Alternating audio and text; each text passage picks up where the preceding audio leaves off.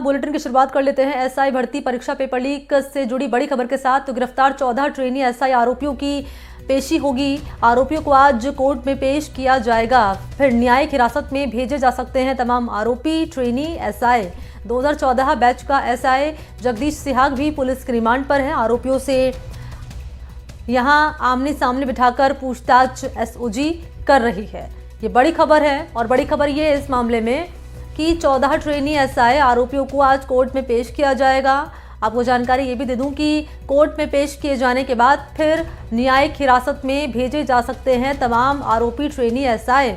2014 batch का SI Jagdish Sihag भी police remand पर चल रहा है और जानकारी ये भी है कि आरोपियों को आमने सामने बिठाकर एसओजी पूछताछ कर रही है।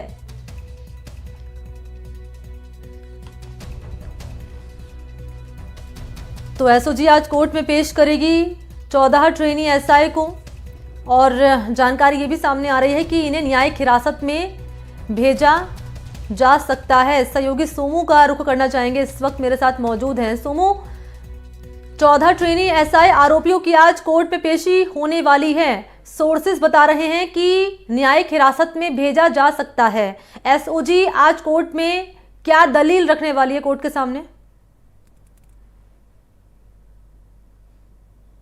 जी देखिए, इन सभी आरोपियों ने अलग अलग समय में कुल 14 दिनों की जो पुलिस हिरासत है वो काटी है और इसलिए इस बात की उम्मीद है इन सबको कि इन्हें अब न्यायिक हिरासत में भेजा जाएगा, पुलिस की हिरासत में नहीं भेजा जाएगा।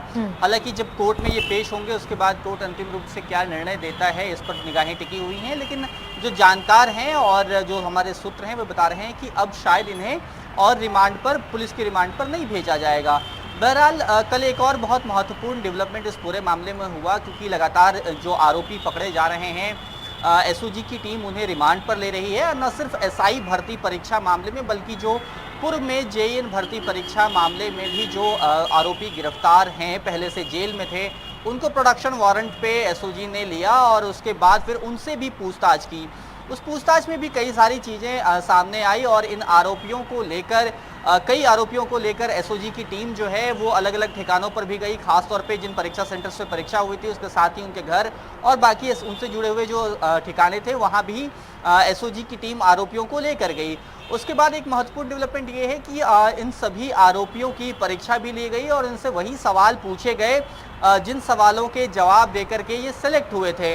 हालांकि एसओजी के सूत्र जो हमें बता रहे हैं उनके मुताबिक कि इनमें से ज़्यादातर जो अभ्यर्थी हैं, जो ज़्यादातर ट्रेनी एसआई हैं, वो बहुत कम सवालों का सही जवाब दे पाए और इसे एक ठोस एविडेंस के रूप में एसओजी की टीम कोर्ट में पेश कर सकती है और ये बताने की कोशिश कर सकती है कि ये जो सभी ट्रेनी एसआई जिन पर ऐसे आरोप हैं वो गलत तरीके से परीक्षा में डमी कैंडिडेट के सहारे और भी चीज़ों के सहारे ये यहाँ तक सेलेक्ट हुए हैं, इनके पास कोई आधार नहीं है और ये योग्य नहीं है, ये बताने की कोशिश एसओजी की टीम करेगी। तो एसओजी अलग अलग तरीकों से अपने साथ सबूत इकट्ठा कर रही है और वो तमाम चीज़ें जिसके सहारे वह कोर्ट में इन आरोपियों के खिलाफ आरोप पुख्ता रूप से तय कर पाए, उसको साबित कर पाए, इसकी कोशिश लगातार एसओजी की तरफ से जारी है।